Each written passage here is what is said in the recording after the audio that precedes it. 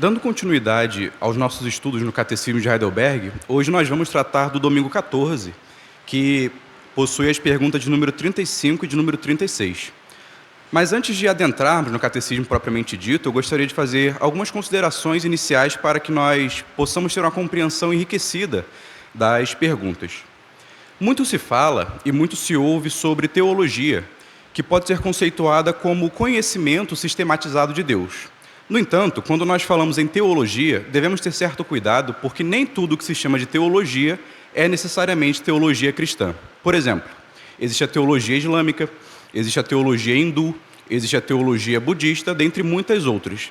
Então, o que marca, o que diferencia a teologia cristã dessas outras teologias?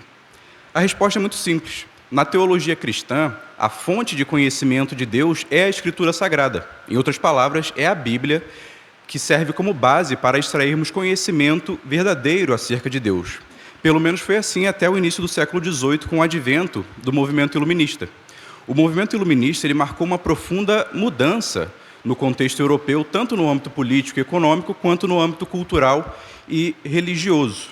E uma das principais tônicas, uma das principais frentes do movimento iluminista foi a supervalorização da ciência e da razão humana. E com base nisso, todo conhecimento que não fosse comprovado cientificamente deveria ser reputado como falso ou metafísica, pseudociência e coisas do tipo. E isso afetou a própria teologia. A teologia, até então, protestante, tinha como base a Escritura Sagrada.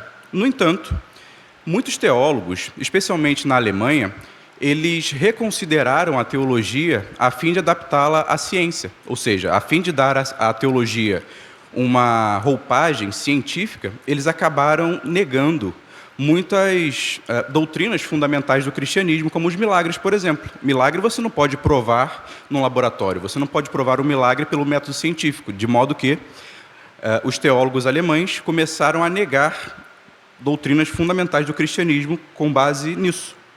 E essa nova teologia, que deixa o sobrenatural de lado e coloca a razão humana e o método científico acima da revelação nas Escrituras, é chamada de teologia liberal. Os liberais, os teólogos liberais, não consideram que a Escritura é inspirada por Deus. E eles também negam doutrinas cristãs fundamentais, como a onipotência e a onisciência de Deus, a divindade e a ressurreição de Jesus, bem como o seu nascimento virginal. E é justamente esse o objeto do nosso estudo de hoje, o nascimento virginal de Jesus.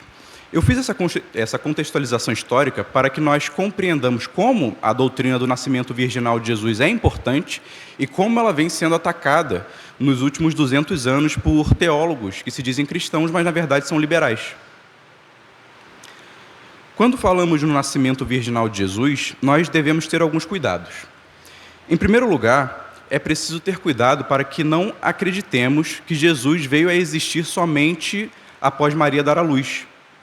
Heresias antigas afirmavam que Jesus nem sempre existiu, ele nasceu de Maria e só em alguma fase da vida adulta dele ele veio a se tornar divino. Ou seja, ele nem sempre existiu e ele nem sempre foi Deus. Ele se tornou Deus após determinado momento de sua história. No entanto, esse entendimento de que Jesus só passou a existir a partir do nascimento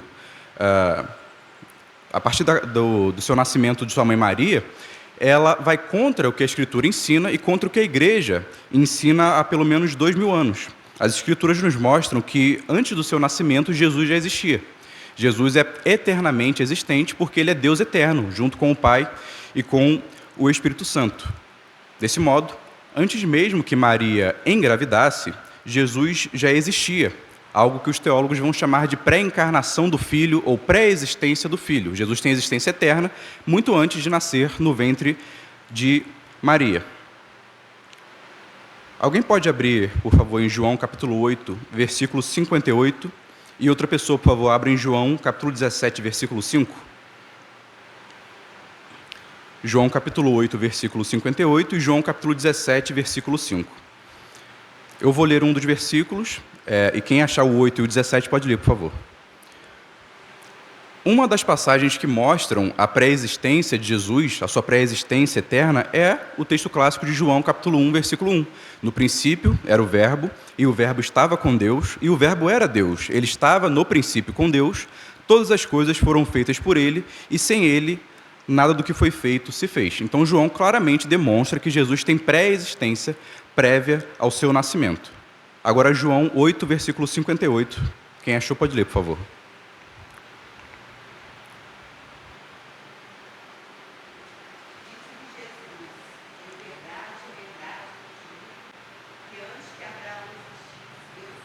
Obrigado. Então percebam que Jesus utiliza uma linguagem própria do Antigo Testamento. Deus se revela a Moisés como o Eu Sou. E aqui nessa passagem Jesus fala que antes de Abraão existir, antes de Moisés existir, ele já era o Eu Sou. Ele é eterno e já existia muito antes de Abraão. Agora João capítulo 17, versículo 5.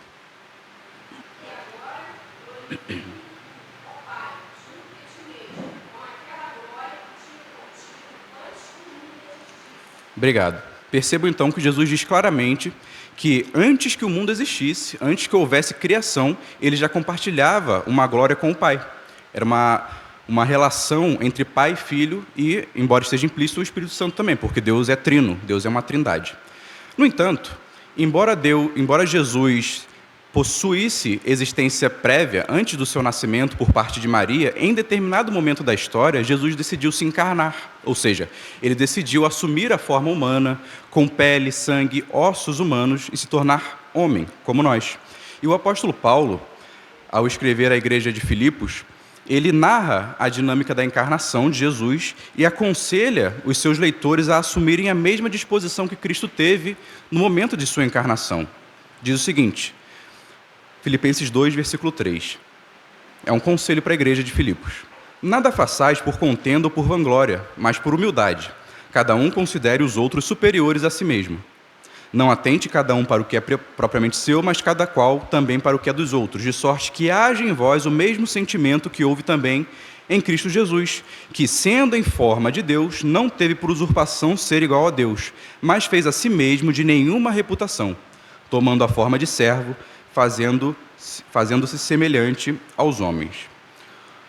Um segundo cuidado que nós devemos tomar quando nós falamos da encarnação de Jesus é acreditarmos que ele deixou de ser Deus ao se encarnar. Quando João fala que no princípio era o Verbo e o Verbo se fez carne, ele não está querendo nos dizer que ao se fazer carne, Jesus deixou de ser o Verbo eterno. Jesus não deixou de ser Deus no momento da sua encarnação, no momento em que ele assume a forma humana. Na realidade, mesmo na forma humana, Jesus continua sendo Deus e manteve todos os atributos da divindade. Ou seja, Jesus continuou sendo onipotente, onisciente, onipresente, infinito e etc. Vamos ler alguns versículos que mostram o atributo da onisciência de Jesus. João capítulo 1, versículos de 43 a 49.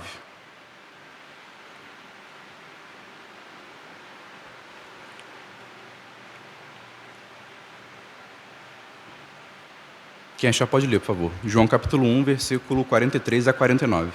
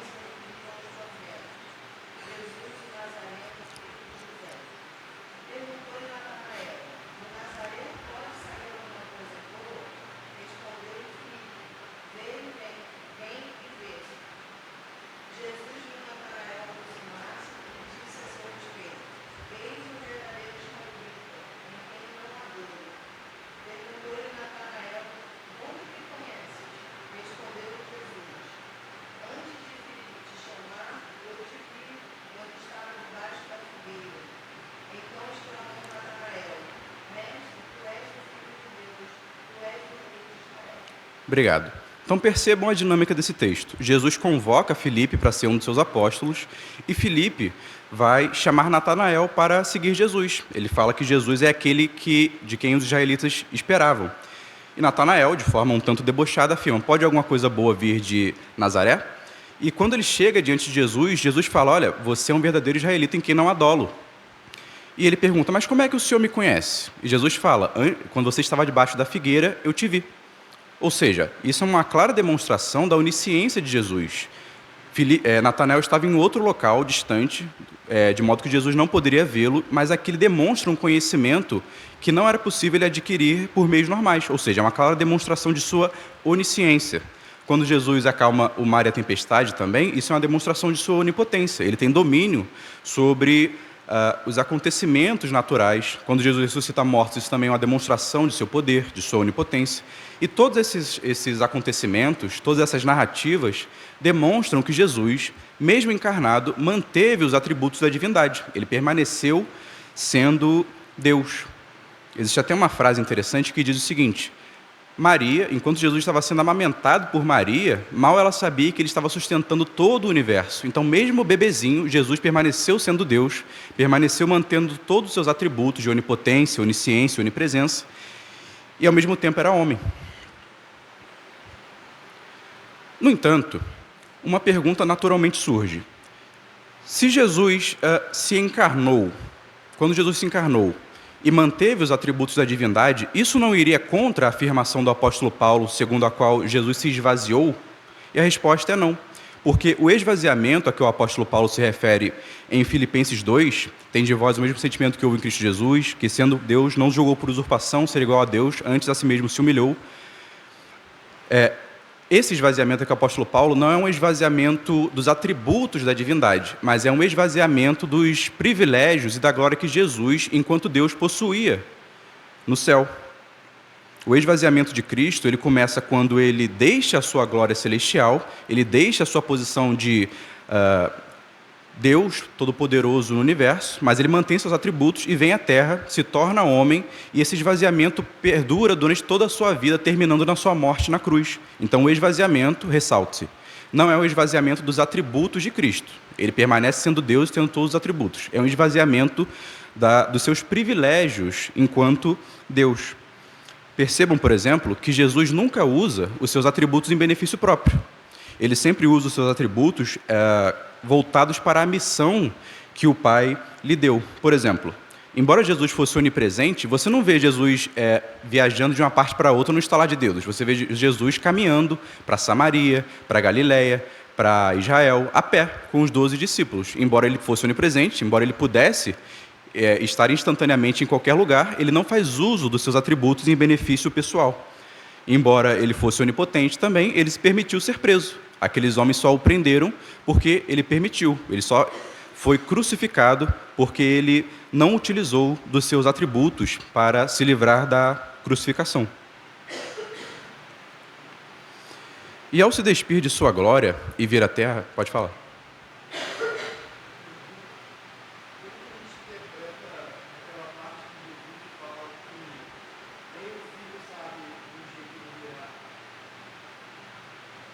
Da segunda vinda?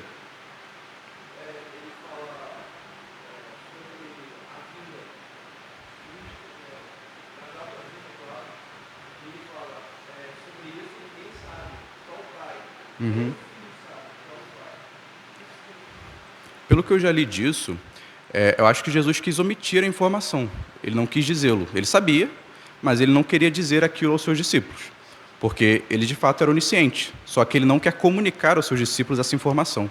Eu não sei se eu estou correto nessa posição. Você sabe, Henrique, a resposta? É isso mesmo?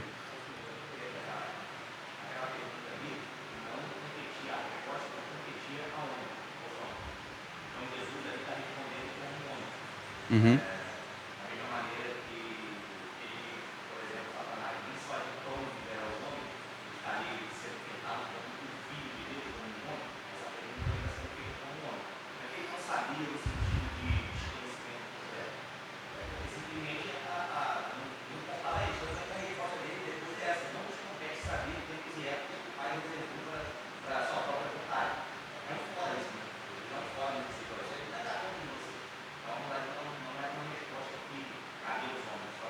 Uhum.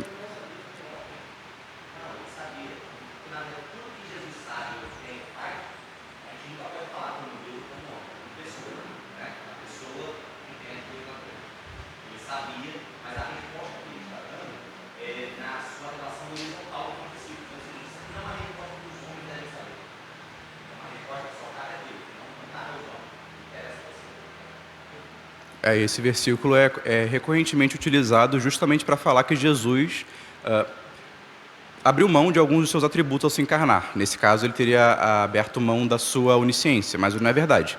Ah,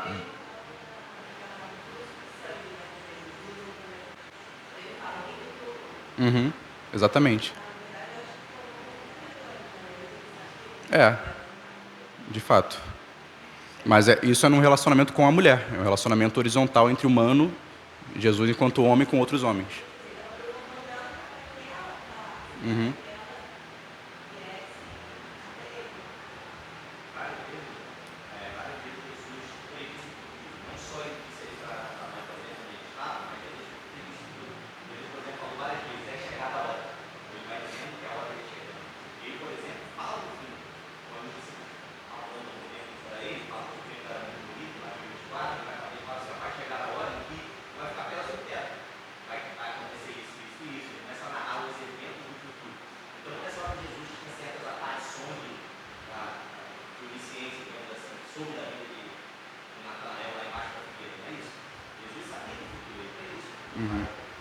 Ele tinha a capacidade de ler a mente das pessoas também, com o fariseu lá. O fariseu chama ele para almoçar na casa dele, e o fariseu pensa mal da mulher lavando os pés de Jesus. Jesus fala: Simão, eu tenho algo a te dizer. Ou seja, Jesus viu o que estava na mente de Simão. Ele tem essa capacidade de ver o futuro, de saber o que está passando na mente das pessoas, de saber coisas que, como no caso de Natanael, estão longe do seu alcance, mas isso demonstra a sua onisciência.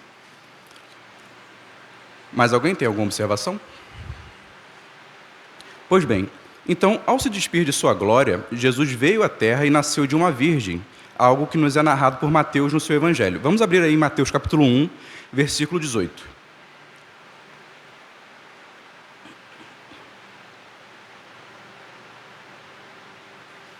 Quem achar pode ler, por favor. Mateus capítulo 1, versículo 18.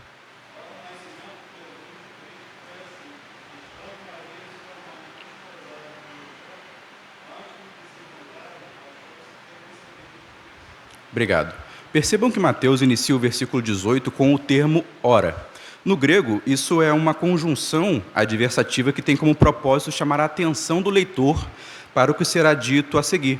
Por meio dela, o evangelista Mateus ele quer nos mostrar que o ponto alto da sua introdução, que vai do capítulo 1, versículo 1 até o capítulo 2, versículo 23, é a concepção e o nascimento virginal de Jesus. É como se ele dissesse o seguinte: olha, prestem atenção agora no que eu vou dizer. O nascimento de Jesus foi assim.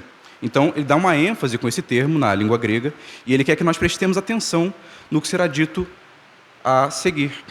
Logo após a frase inicial, que diz: ora, o nascimento de Jesus Cristo foi assim, o texto afirma que Maria estava desposada com José. Para nós compreendermos um pouco o que Mateus está dizendo aqui, temos que compreender um pouco das instituições judaicas e do casamento judaico, a forma como se dava o casamento judaico.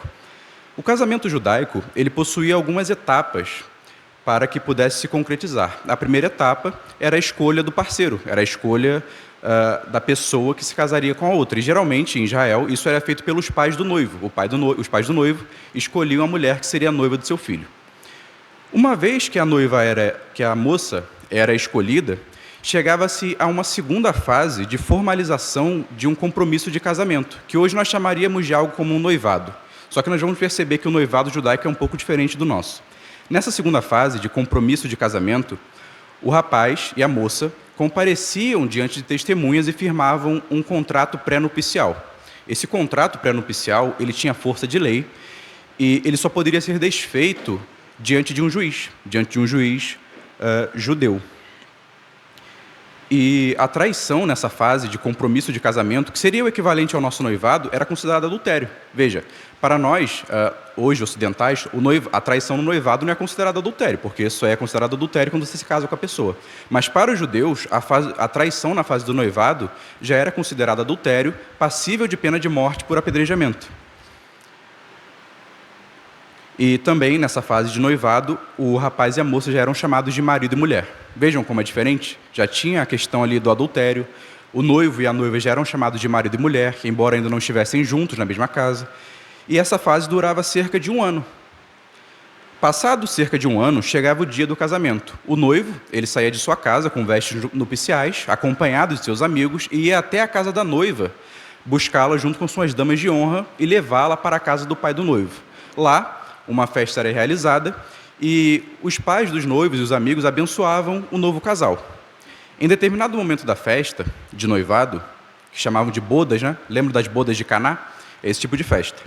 Em determinado momento da festa, o casal se retirava para um cômodo específico no qual eles consumavam a relação sexual e, após isso, um pano com sangue era mostrado para o público a fim de demonstrar que a noiva de fato era virgem no momento da relação sexual. E a festa durava mais uma semana, até que o casal finalmente ia morar juntos. No caso de José e Maria, o texto nos diz que eles ainda não haviam se ajuntado, o que é uma maneira judaica de dizer que eles ainda não haviam tido relações sexuais, ou seja, eles não estavam morando juntos, de modo que eles estavam ainda naquela fase de noivado de um ano. Lembram? Firmam um contrato, ficam noivos por um ano, e depois desse um ano ocorre a festa de casamento e o relacionamento sexual entre o casal. Então eles estavam nessa fase de compromisso de casamento de um ano. Só que algo acontece. Maria, do nada, aparece grávida nesse período de um ano. Vejam o que diz Mateus 1:18. Ora, o nascimento de Jesus Cristo foi assim, que estando Maria, sua mãe, desposada, leia-se noiva, com José, antes de se ajuntarem, achou-se ter concebido do Espírito Santo. A concepção é o processo por meio do qual um espermatozoide fertiliza um óvulo. E geralmente isso ocorre por meio da relação sexual entre homem e mulher. Mas no caso de Jesus, notem que isso não ocorre. Não há um relacionamento entre um homem e uma mulher, justamente porque Maria ainda era virgem quando se achou grávida. Para compreendermos como se dá o nascimento de Jesus, a sua concepção, nós temos que voltar a alguns versículos de Mateus capítulo 1. Vejam aí o versículo 2 de Mateus capítulo 1, por favor. Mateus capítulo 1, versículo 2. Que vai começar a genealogia de Jesus. Percebam que Mateus, ele utiliza sempre a fórmula fulano gerou Beltrano. Vejam aí, Abraão gerou a Isaac, Isaac gerou a Jacó, Jacó gerou a Judá e a seus irmãos, e assim sucessivamente. Essa palavra gerou, que é usada várias vezes por Mateus, é a palavra grega egênese, que significa justamente isso, gerar. Só que nesses casos da genealogia de Jesus, a palavra egênese está na voz ativa. O que isso significa? Significa que a pessoa que vem imediatamente mencionada antes da palavra gerou é o sujeito da ação, ou seja, é o responsável pelo ato. Por exemplo, vamos olhar para o versículo 2. Quem é o sujeito da ação no versículo?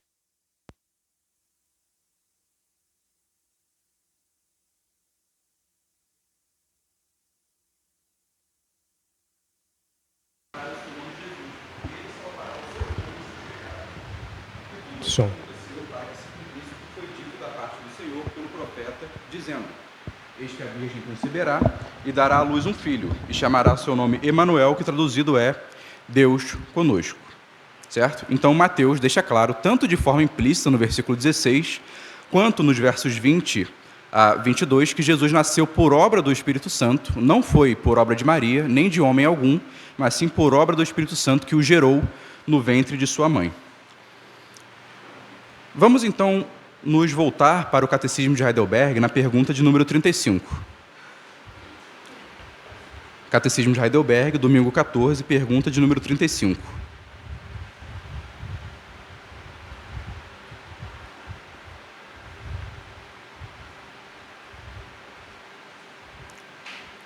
Diz o seguinte: o que você entende quando diz que Cristo foi concebido pelo Espírito Santo e nasceu da Virgem Maria? Resposta: entendo que o eterno Filho de Deus, que é e permanece verdadeiro e eterno Deus, tornou-se verdadeiramente homem, da carne e do sangue da Virgem Maria, por obra do Espírito Santo. Assim, ele é de fato o descendente de Davi, igual a seus irmãos em tudo, mas sem pecado. Percebam que o catecismo, ele reafirma aquilo que eu já disse anteriormente. Vejam a primeira parte da resposta. Entendo que o eterno Filho de Deus, ou seja, o catecismo mostra que antes de ser concebido no ventre de Maria, Jesus já era eterno Deus. Ele já existia previamente ao nascimento no ventre de Maria. Vejam a segunda parte da resposta. Eterno, Entendo que o eterno Filho de Deus, que é e permanece verdadeiro e eterno Deus. Mais uma vez, o catecismo reafirma o que nós dissemos. Após a sua encarnação, Jesus permaneceu Deus. Jesus permaneceu com todos os atributos da divindade, de onisciência, onipotência, onipresença, infinitude, de modo que afirmar que Jesus, ao se encarnar, abriu mão de algum dos seus atributos ou de todos os seus atributos é uma heresia. É um erro muito grave, porque não é isso que a Bíblia afirma e também não é isso que o nosso catecismo afirma. O catecismo afirma claramente que após se encarnar, Jesus permaneceu Deus. Jesus permaneceu eterno e verdadeiro Deus. Agora notem algo interessante na segunda parte da pergunta. Tornou-se verdadeiro homem da carne e do sangue da Virgem Maria por obra do Espírito Santo. Berkoff, ele afirma que os anabatistas, eles acreditavam que que Maria foi apenas um canal para Jesus. Em que sentido? No sentido que Jesus trouxe a sua natureza humana do céu. Ele não foi gerado organicamente como todo ser humano é. Ou seja, ele trouxe uma natureza vinda, pronta do céu, e Maria só serviu basicamente como um canal por meio do qual essa natureza passaria. No entanto, o catecismo ele é claro ao afirmar que Jesus foi gerado organicamente como todo ser humano. Jesus, ele herdou as características genéticas de sua mãe. Ele foi, de fato, verdadeiro homem, nascido como homem no ventre de Maria, gerado como homem. O seu parto foi um parto como qualquer outro de um ser humano, mas a diferença da natureza humana de Jesus para a nossa não é orgânica, mas sim de que Jesus não possui pecado. Jesus nasceu sem pecado, ele é verdadeiro homem, mas com a única diferença de que ele é sem pecado, assim como Adão era antes da queda no jardim.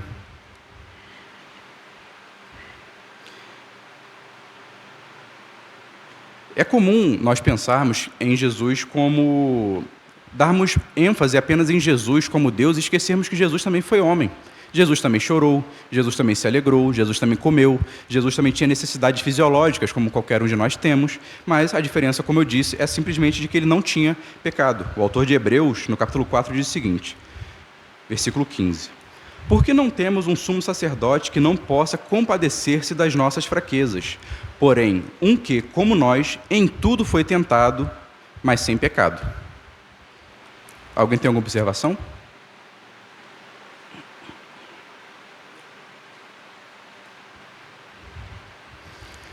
Mas uma pergunta naturalmente surge diante de nós. Vimos que Jesus foi concebido por obra do Espírito Santo, vimos que ele nasceu de uma virgem, vimos que ele sempre existiu, antes mesmo do nascimento de Maria, vimos que ele permaneceu verdadeiro e eterno Deus, mas por que Jesus precisou se encarnar? Essa é uma pergunta que nós, enquanto cristãos, devemos saber responder. E o motivo da encarnação de Jesus está ligado à queda do homem. O homem pecou e o homem precisa ser punido, visto que Deus é justo e o pecado não pode ficar sem punição, o pecado não pode ficar sem condenação. Não pode simplesmente um animal, um anjo ou qualquer outra criatura ser punida no lugar do homem. É preciso que o homem seja condenado pelos seus pecados. No entanto, visto que Deus é infinito, a sua ira também é infinita, de modo que, ainda que Deus destruísse toda a raça humana, ainda que Deus destruísse todo o universo, todas as criaturas, todos os homens, isso ainda não serviria para aplacar a ira de Deus, que é infinita. Existe uma expressão latina que diz que o finito não pode conter o infinito. Em outras palavras, não pode o ser humano que é finito aplacar a ira de Deus, que é infinita. O homem precisa ser condenado, mas para suportar a condenação, esse homem também precisa ser infinito, ou seja, esse homem precisa ser Deus, porque só Deus é infinito. E é justamente aí que entra a questão da encarnação. Jesus se encarnou para assumir a forma humana e se tornar verdadeiramente homem e verdadeiramente Deus, a fim de aplacar a ira divina pelo seu sacrifício na cruz. Vejam, Jesus ele é 100% homem e 100% Deus. Jesus não é 50% homem, 50% Deus, e quando se une, forma Jesus. Isso não existe. Jesus possui duas naturezas, que é plenamente Deus e plenamente homem. E o autor de Hebreus, falando sobre essa questão, ele diz o seguinte: por isso, convinha que em tudo fosse semelhante aos seus irmãos, a nós, para ser misericordioso e fiel sumo sacerdote naquilo que é de Deus, para expiar os pecados do povo. Enquanto verdadeiramente homem, nascido de mulher, Jesus pode ser o nosso mediador, o nosso representante diante do Pai, assim como Adão era o nosso representante diante de Deus lá no Jardim do Éden. Quando João fala que Jesus é o Cordeiro de Deus que tira o pecado do mundo, ele está falando justamente que Jesus é aquele que carrega os nossos pecados sobre si, os nossos muitos pecados sobre si, representando a cada um de nós, que somos salvos pelo seu sacrifício na cruz. Ele nasceu sem pecado, ele nunca pecou, mas carregou sobre si os pecados de muitos na cruz.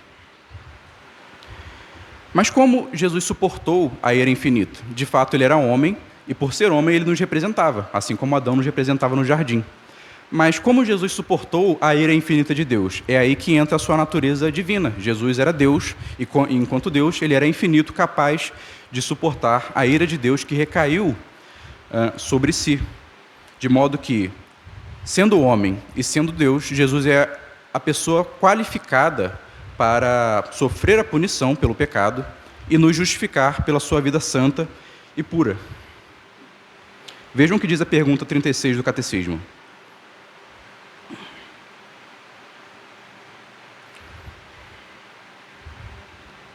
Pergunta de número 36. Que importância tem para você Cristo ter sido concebido e nascido sem pecado? Resposta: que ele é nosso mediador e com sua inocência e perfeita santidade cobre diante de Deus meu pecado, no qual fui concebido e nascido. Então vejam, a concepção de Jesus por obra do Espírito Santo no ventre de uma virgem é importante por alguns motivos. Em primeiro lugar, a concepção por obra do Espírito Santo e o nascimento virginal de Jesus possibilitam que o divino e o humano se encontrem em uma mesma pessoa, de modo que torna possível a nossa salvação.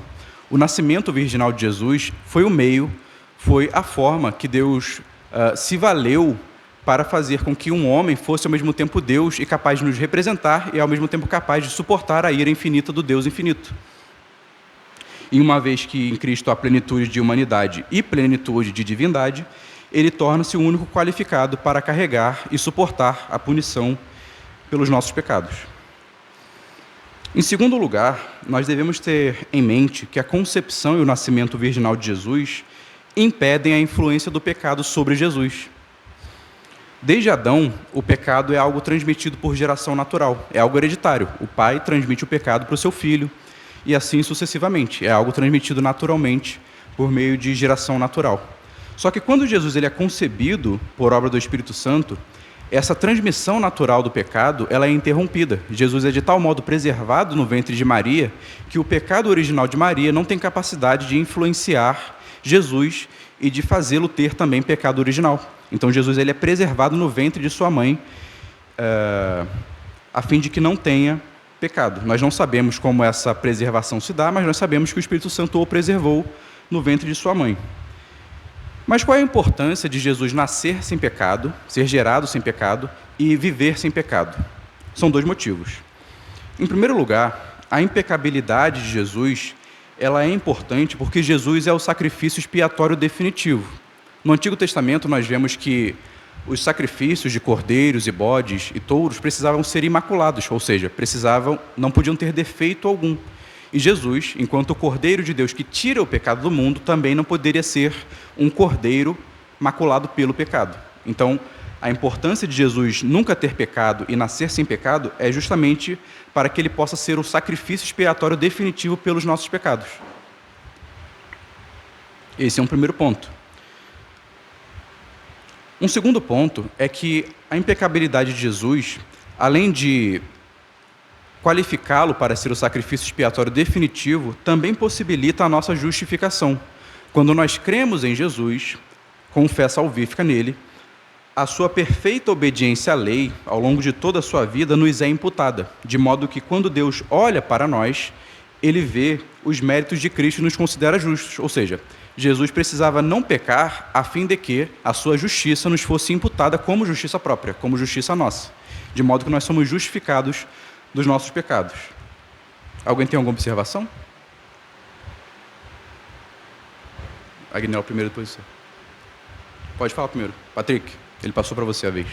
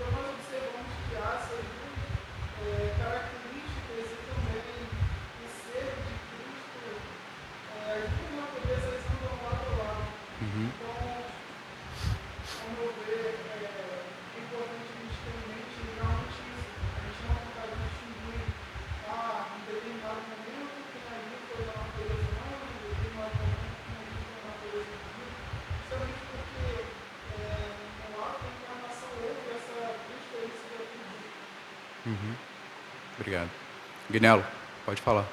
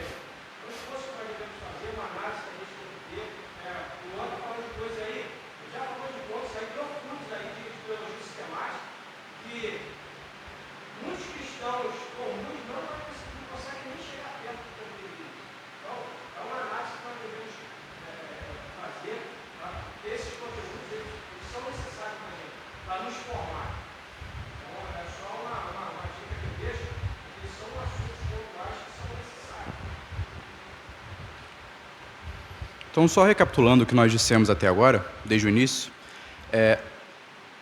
nós vimos no começo da aula que desde o Iluminismo e o surgimento da teologia liberal, doutrinas como o nascimento virginal de Jesus, a sua ressurreição, a sua divindade, a onipotência de Deus, dentre outras coisas, vêm sendo negadas.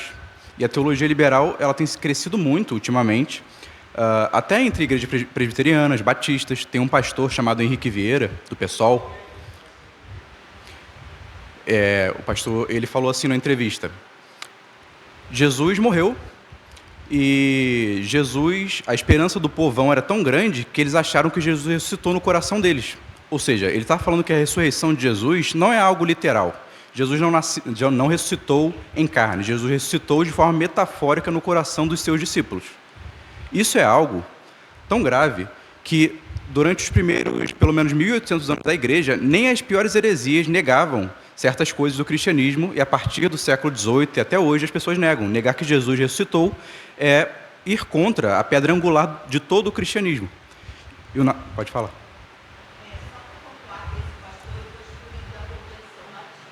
Foi.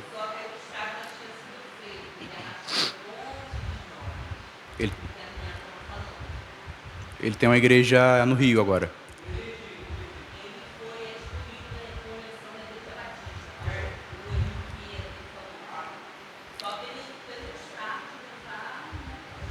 Uhum.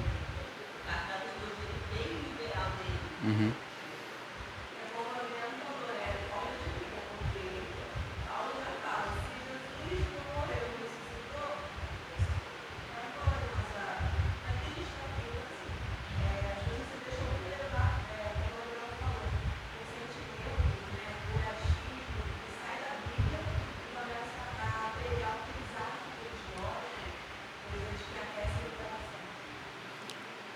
E essa igreja, estou procurando aqui para ler para vocês as crenças dessa igreja do pastor Henrique Vieira. Ele criou essa nova igreja no Rio, chamada Igreja Batista do Caminho, lá no Rio. E, obviamente, é liberal e diz o seguinte, as crenças deles. Deixa eu procurar aqui. Em que acreditamos? Reconhecemos que a Igreja de Cristo deve resguardar sua autonomia frente ao Estado, aos partidos e às instituições. Até aqui, normal. Concordamos que o Evangelho de Jesus suplanta todo modelo de sociedade e vertente política. Em toda a tradição bíblica, grita o compromisso de Deus com os pobres e oprimidos. Em Jesus, Deus assumiu radicalmente a esperança do povo oprimido, confundindo ricos e poderosos. Cremos que a justiça não é vingança, é retirar dos opressores seus instrumentos de privilégios para que os oprimidos tenham plena libertação. Justiça é igualdade na diversidade, pão repartido, fome saciada e liberdade para ser em plenitude. Por isso, reconhecemos a luta do povo negro, das mulheres, da comunidade LGBT, dos quilombolas, dos indígenas, dos sem-teto, dos sem-terra, dos ribeirinhos, dos trabalhadores e dos pobres como expressão justa da reparação histórica e de apontamento do reino de Deus. Então, percebam, essa é uma declaração teológica, supostamente, de uma igreja liberal. E, como o Agnello falou, a teologia liberal, ela ataca diversos fundamentos do próprio cristianismo. O nascimento virginal de Cristo é um só. Eles são bastante racionalistas, eles falam, olha, como provar cientificamente que uma virgem deu à luz? Só que esse é o ponto. O cristianismo, ele é marcado pelo sobrenatural. Ele é marcado por coisas que você crê pela fé. De fato ocorreram, mas não tem como você provar cientificamente. E a teologia liberal, ela vem entrar nas igrejas presbiterianas, nas igrejas batistas, metodistas, e assim sucessivamente. E se nós não reconhecermos e sabermos defender essas doutrinas fundamentais, nós podemos acabar perdendo pessoas para a teologia liberal. Por exemplo, liberais falam que Jesus ele não nasceu do Espírito Santo, mas sim de um homem que teve relações sexuais com Maria. Você nega a própria divindade de Jesus, você nega que ele de fato é o Filho de Deus. Na concepção virginal, a concepção pelo Espírito possibilita que ele seja Deus, e ao mesmo tempo o nascimento no ventre de Maria permite que ele seja homem. E ele ser Deus e ele ser homem é fundamental para que nós sejamos salvos. Por quê? Porque como homem ele é nosso representante e como Deus ele suporta a ira infinita de Deus. Então não podemos ficar à margem, deixar de sabermos defender essas doutrinas fundamentais, certo? Jesus sempre existiu. Jesus não deixou de ser Deus quando se encarnou. Jesus nasceu de uma virgem por concepção do Espírito Santo, morreu, ressuscitou e é capaz de nos justificar. Eu gostaria de terminar com um versículo que diz o seguinte.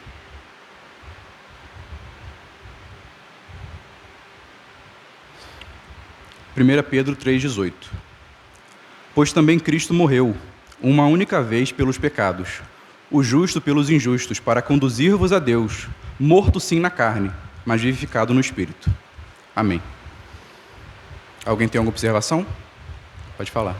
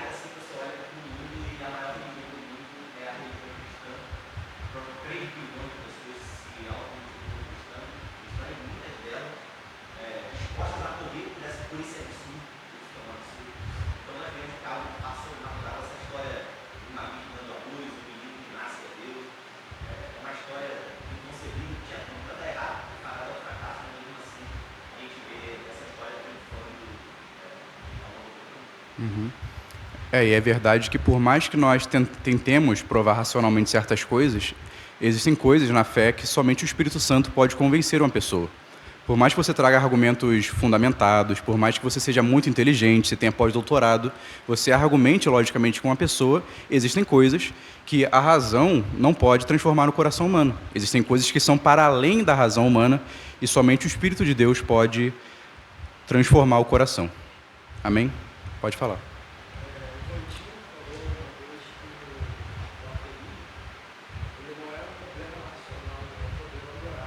Sim.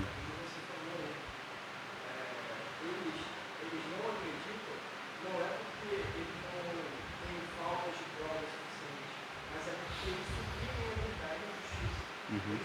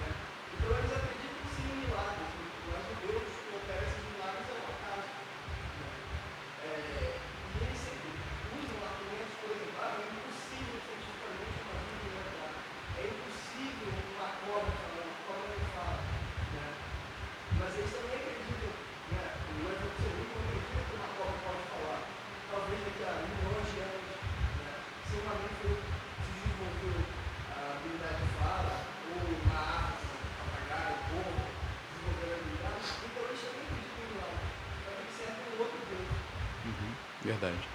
Obrigado. Vamos colocar de pé para terminarmos?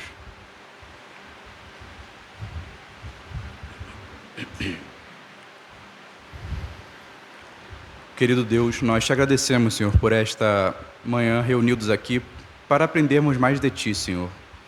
Obrigado, Senhor, por se desfazer de Sua glória, de descer do céu, Senhor, e assumir a forma humana, e não só a forma de humano, a forma de servo, Senhor, a forma de escravo, para fazer a vontade do Pai e nos levar à salvação.